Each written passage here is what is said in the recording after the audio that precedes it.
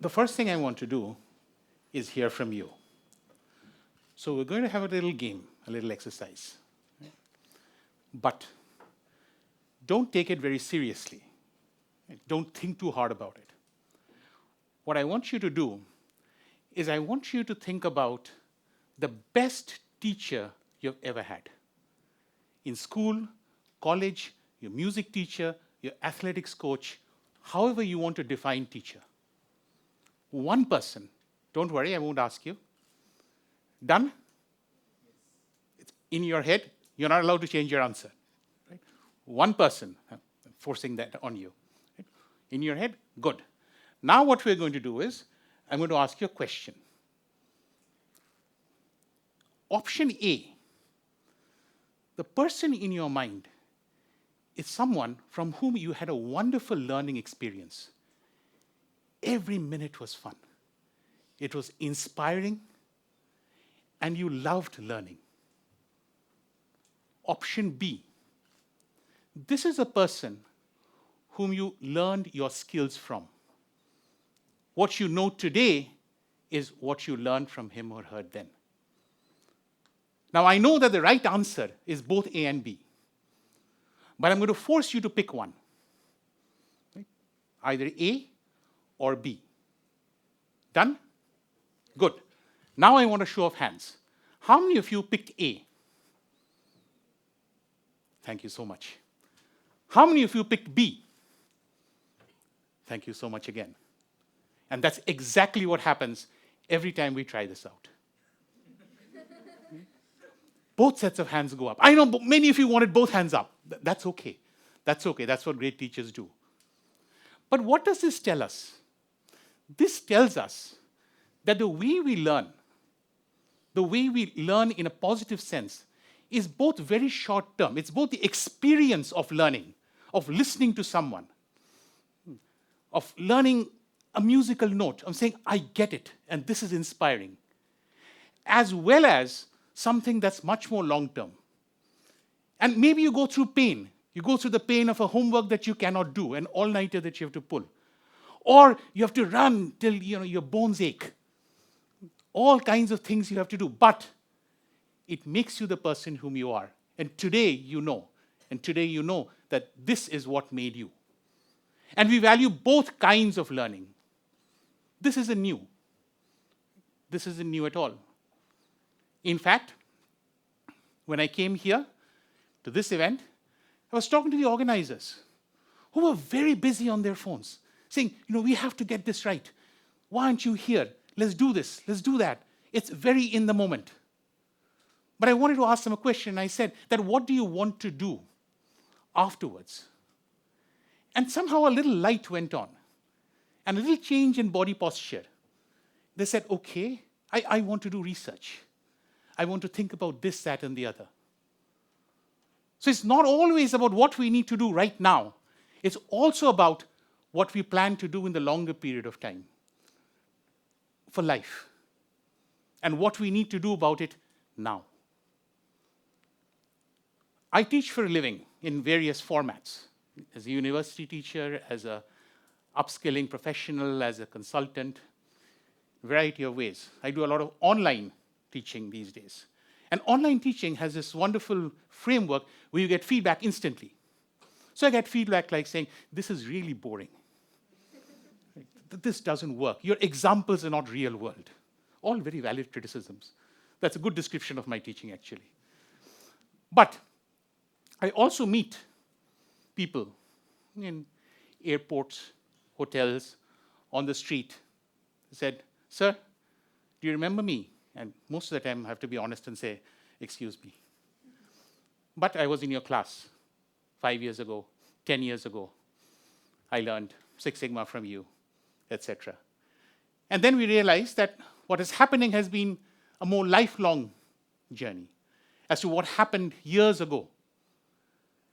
And this combination of things is something that we are navigating now. Things that you're doing for the moment, and things that you're doing for the rest of your life. I don't want to talk too much about today. I want to talk too much about me today. I want to talk a little bit more about people more interesting than me. And so my daughter, she's 12, is struggling with homework. Right now, the pain point is social studies, which is history, geography. Not very easy. We're trying to get through the Mauryan Empire at this moment in time.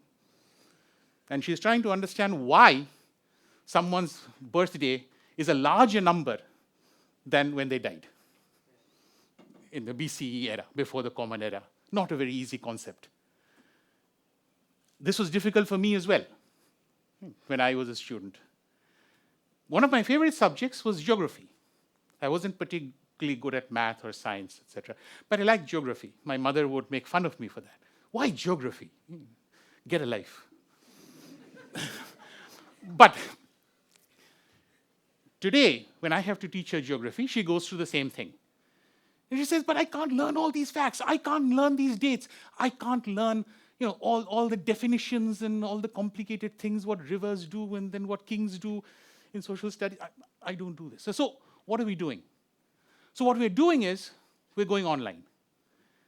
And we're trying out ways to make this learning experience much more fun for her, to gamify it for her.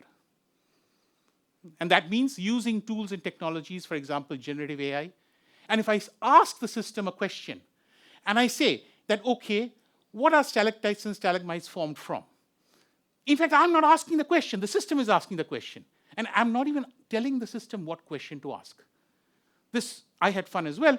And of course, it was a question of saying, stalactites hold tight to the roof, and stalagmites might reach the roof. I learned that way. But she isn't learning that way. In fact, once I ask this question, she'll say, okay, fun. But the purpose of learning, let's get real. I have to give the class test. Right? Midterm exam is coming. Right? This has to work. But to do that, we need to keep practicing. The textbook gives the same questions. But a system like this, if I ask the question again, tomorrow it'll give a different question. And she will learn something a little bit different. So, this kind of learning, HyperShort learning, is beyond simply reading a textbook or talking to a person, listening to a class right now. It's about learning at a far higher pace. Every time a different question gets asked and a different answer is received, think about that. And this is not just about history or geography or anything else that you can think about. This is going to result in a change in the way we expect to learn. And we expect that stimulation. We expect that immediacy. But that's not the only thing. My daughter, that's her on the left, she's learning dancing. She's been doing this since she was about 5. And I don't know how many times I've heard, dekho kana nahi. I almost know it by heart. I can't dance, as you can probably make out. But the same thing her guru, her teacher, was teaching her days, months, years, until she got to a point where this became almost like a muscle memory. And the movement, the mudra that she's doing is muscle memory. She doesn't need to think about this anymore. She knows it. It becomes a part of who she is. So slowly this evolved. Slowly this evolved into various kinds of concerts, various kinds of even international programs, solo programs. She did all of that this last year. But there are different parts to this journey. Her friend on the right represents a different kind of student. She hasn't been in India throughout this period of time. She's traveled. Many others in the same school have also traveled. So they're international, they're somewhere else, and they're listening to the teacher and practicing to their guru online. So what does that mean? It means that if you want to learn something for years on end, you can now do this, because you can stay connected to your teaching environment wherever you are. So what has this done? This has made teaching hyper-long. So on the one hand, you've got a set of technologies that is making teaching very, very quick, very immediate, very motivational, and constantly changing. On the other hand, you've got technology that is stretching out learning, making it possible to learn something over a period of years and still stay connected. If I may ask you to just think about this, what do you use social media for? I know what I use it for, which is not much at all. I don't really have a social media presence. My school classmates think I'm no more. But why? Because one expectation is that you stay connected for the long term with the people whom you knew before, with your alumni groups, and that's one use of social media. Another is just to say, get here, we have work to do, right now. So technology has made that shift for us possible. And I realized that for her generation, and also for yours, this is now becoming routine. This is becoming a muscle memory for all of us. This ability to switch in saying, this is what I'm learning now, versus this is what I want to learn for an extended period of time. But I don't think this is entirely about technology. I know I've spoken about generative AI and social media and online learning and all of these things. But while it is technology driven, it points to something a lot more primal, a lot more fundamental in who we are. And this is from a poem from Rabindranath Tagore, someone who lived at a different time and is a favorite poet for many of us. And the perspective that the poet gives is on the lines of saying that if you're thinking in terms of time, you're thinking in terms of, let's say, the butterfly, who's living in the moment and doing what they're doing now. You may also be thinking in terms of the dewdrop on the leaf. But the dewdrop is also connected to the leaf, and the leaf is connected to the tree. And everything that you're learning, that we are collectively learning at this moment in time, is part of this bigger, longer, deeper story.